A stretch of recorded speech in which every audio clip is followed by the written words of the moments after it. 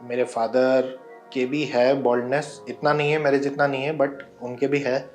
But वो धीरे धीरे बढ़ता बढ़ता बढ़ता मतलब ये यहाँ पे भी बॉल्डिंग स्टार्ट हो गई, पीछे भी हल्की सी हो गई थी क्राउन में, और इस एरिया में तो आप देख ही रहे हो।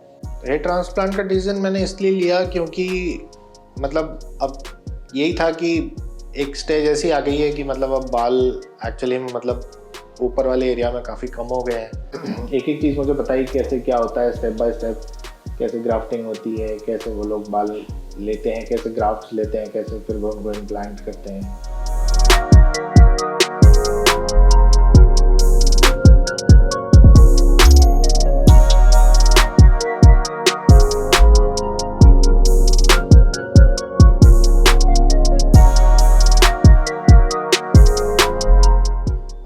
मेरा नाम वरुण है, मेरी एज 37 है और मैं जयपुर से आया हूँ।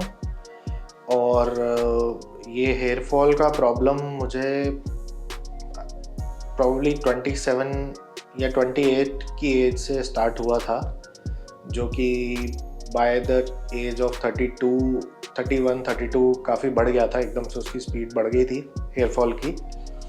तो और मेरे फैमिली में मेरे फादर के भी है बॉल्डनेस, इतना नहीं है मेरे जितना नहीं है बट उनके भी है। और हमारे एल्डर्स के भी, जैसे मेरे ताऊजी हो गए, उनके बड़े भाई हो गए, उनके भी है बॉल्डनेस। तो फैमिली में है हमारे बॉल्डनेस का हिस्ट्री। तो आई गेस ये उसी वजह से ही है।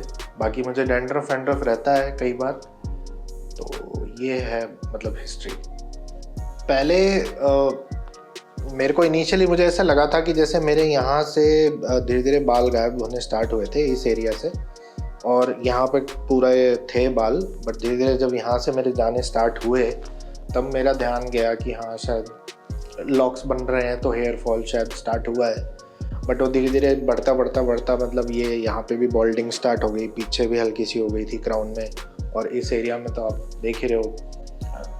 तो ये इशू हुआ था यहाँ, इस तरीके से है।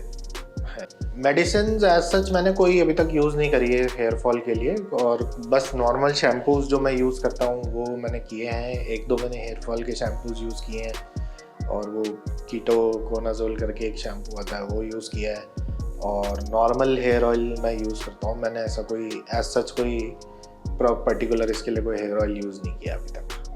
हेयर ट्रांसप्लांट का डिसीजन मैंने इसलिए लिया क्योंकि मतलब अब यही था कि एक स्टेज ऐसी आ गई है कि मतलब अब बाल एक्चुअली में मतलब ऊपर वाले एरिया में काफ़ी कम हो गए हैं। तो इसीलिए मैंने सोचा कि एक बार, काफ़ी दिन से, कई सालों से भी सोच रहा था कराना है बट कभी हो नहीं पाया, टाइम नहीं मिल पाया बहुत सारे रीजंस की वजह से। तो अब फाइनली टाइम मिला है, थोड़ा मैं फ्री भी हुआ हूँ, तो मेंटली भी थोड़ा है कि हाँ मतलब कराना है। अब फिर बाद में 4-5 साल बाद कराने को कोई पॉइंट भी नहीं है, तो इसलिए मैं सोचा अभी करा लूँ। क्यूएसटी के बारे में मैंने बेसिकली मैं यूट्यूब वीडियोस पे रिसर्च कर रहा था, देख रहा था कौन कौन से अच्छे इंस्टीट्यूट्स हैं। मैं एक दो जगह और गया था, दिल्ली में भी मैंने एक दो इंस्टीट्यूट में जाके बात करी, लेकिन मुझे वो कन्विंसिंग नहीं मिल पा रही थी कि मतलब हाँ ये कर पाएंगे ढंग से कि नहीं कर पाएंगे। प्लस रिजल्ट्स में भी थोड़ा सा मैं डाउटफुल था उनके। तो ये है। और क्यूएसटी का सोच मैंने इसलिए सोचा कि इनके रिजल्ट्स भी देखे मैंने यूट्यूब पे, लोगों के टेस्टिमोनीज भी देखे, और मुझे रिजल्ट्स ठीक लगे। रियलिस्टिकली मेरी एक्सपेक्टेशन बस इतनी है कि जो मेरे एरिया के जो बाल जा चुके हैं बस वहाँ के जितने आ सकें बेस्ट, मतलब एक डेंसिटी आ जाए। मैं ये नहीं कह रहा कि जैसे पहले मेरे कोई 20-21 की एज में मेरे बाल थे वैसे ही हो जाए, लेकिन हाँ एक अच्छी डेंसिटी आ जाए, जैसे कि मैंने जो मैं वीडियोज़ में देख रहा हूँ, लोगों के क्यूएसटी के वीडियोज़ में देख रहा हूँ, अगर उस टाइप की डेंसिटी आ जाती जिसको देख के मैं एक्चुअली में कन्विंस हुआ, तो यही मेरी रहेगी कि एक्सपेक्टेशन है क्यूएसटी से कि मैंने वाया फ़ोन कंसल्ट किया था क्यूएसटी में, फ़ोन किया था मैंने, और फिर मेरा कंसल्टेशन हुआ, फ़ोन पे बात हुई, और फिर उन्होंने एक डॉक्टर से भी मेरी बात कराई यहाँ पे, तो उनसे भी फिर मेरी डिटेल में बात हुई। थोड़े बहुत हैं कन्फ्यूजन्स बट वो भी आई गेस क्लियर हो जाएंगे, कोई इशू नहीं है। और यहाँ के जैसा मैंने एक्सपेक्ट किया मुझे वैसा सही लग रहा है, मतलब एक अच्छा क्लिनिक के टाइप का है, मुझे फील आ रहा है। और जैसा मैं जो मैं रिज़ल्ट एक्सपेक्ट कर रहा हूँ, अगर वो मिल जाता है तो फिर वेल एंड गुड है। और बाकी थोड़ा-सा सर्जरी को लेके हाँ, हल्का-सा मैं नर्वस हूँ, क्योंकि मेरी एक 2 साल पहले सर्जरी हो चुकी है। तो वो थोड़ा-सा वो एक उसकी एक बैड मेमोरीज़ हैं मेरे माइंड में, तो उसको लेके मैं थोड़ा-सा टेंशन में भी हूँ। तो आई गेस सब ठीक रहेगा, क्योंकि ये तो कोई ऐसी कोई मेजर सर्जरी भी नहीं है।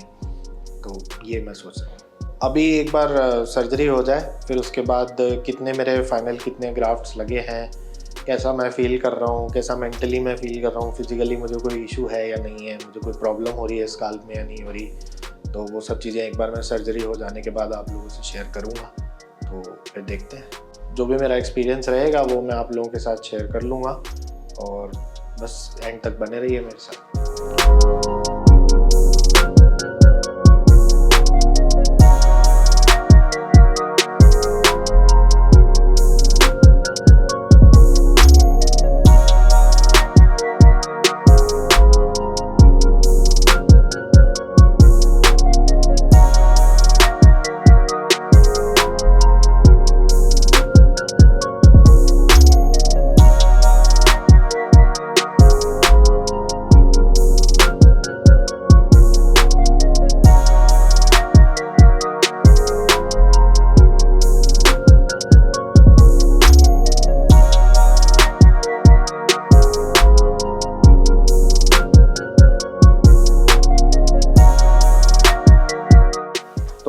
जैसा कि आप लोग देख ही रहे हैं कि मेरी सर्जरी हो चुकी है, और अच्छा प्रोसेस था। मतलब बहुत ही क्लियर, सारे स्टाफ ने बहुत कोऑपरेटिवली एक एक बात को एक्सप्लेन किया, कोई भी कंफ्यूजन रहा तो उसको उन्होंने क्लियर किया। और पूरा प्रोसीजर की बात करें तो उन लोगों ने एक एक चीज़ मुझे बताई, कैसे क्या होता है स्टेप बाय स्टेप, कैसे ग्राफ्टिंग होती है, कैसे वो लोग बाल लेते हैं, कैसे ग्राफ्ट्स लेते हैं, कैसे फिर वो उनको इम्प्लांट करते हैं। प्रोसीजर पूरा पेनलेस है, ऐसे मुझे कोई इशू आया नहीं। और स्टाफ, कभी भी कोई भी इशू रहा तो स्टाफ था वहाँ पे कोऑपरेट करने के लिए। तो ओवरऑल देखा जाए तो अच्छा ही था एक्सपीरियंस, कोई आज तक मुझे कोई इशू नहीं आया। और सर्जरी के टाइम पे थोड़ी बहुत एंग्जाइटी थी, बट वो ड्यूरिंग द सर्जरी देख के लग गया कि ऐसा कुछ हो, कोई बड़ा इशू नहीं है, एक नॉर्मल सर्जरी होती है। तो बस 2-3 दिन का मेरा एक प्रोसेस था, जिसमें मुझे वहाँ पे टेबल पे लेटना था और बस अंडर एनेस्थीसिया मेरे को वो ग्राफ्टिंग करवानी थी। तो अदर देन दैट कोई इशू है नहीं, अच्छी सर्जरी हुई है। आई एम श्योर इसके रिजल्ट भी अच्छे रहेंगे। तो सर्जरी में मेरे इन टोटल 5500 ग्राफ्ट्स लगे हैं। और रही बात पोस्ट सर्जरी की, तो उन्होंने मुझे सारे प्रोसेस समझाए हैं, उन्होंने मेडिसिन दी हैं, और पोस्ट सर्जरी कैसे मुझे अपने मतलब सर का ध्यान रखना है, कोई इन्फेक्शन ना हो, उसके लिए उन्होंने सॉल्यूशंस दिए हैं, दवाइयाँ दी हैं, ताकि कोई मेजर इशू ना आए। बाकी अगर कोई इशू आएगा तो मैं अपनी सिटी वापस चला जाऊँगा, तो ये लोग ऑन कॉल रहेंगे मेरे पे। दिन में 2 बार कॉल आएगा और मेरी इनसे बात होती रहेगी। तो कोई ऐसा इशू आने वाला नहीं है, मतलब सब कुछ ठीक ही रहेगा।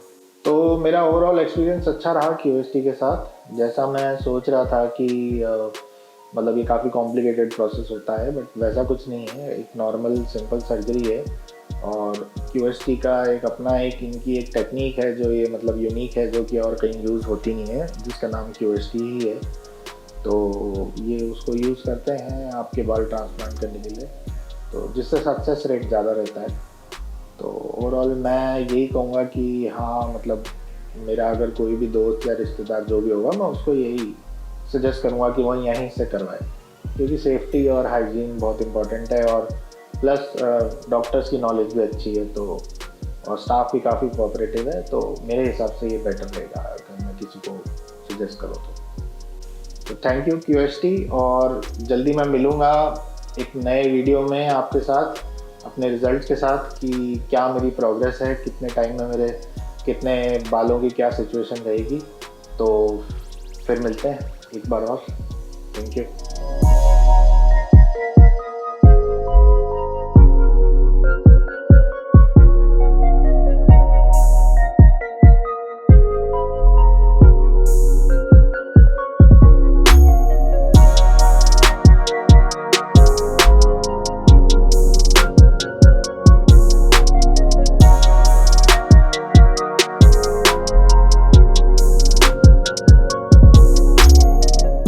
हेलो फ्रेंड्स, अगर आपने अभी तक हमारे चैनल को सब्सक्राइब नहीं किया है तो प्लीज इस वीडियो को लाइक कीजिए, शेयर कीजिए और हमारे चैनल को सब्सक्राइब कीजिए और ध्यान रहे बेल आइकन दबाना ना भूलें, जिससे हमारे हर वीडियो का अपडेट आपको समय समय पर मिलता रहेगा।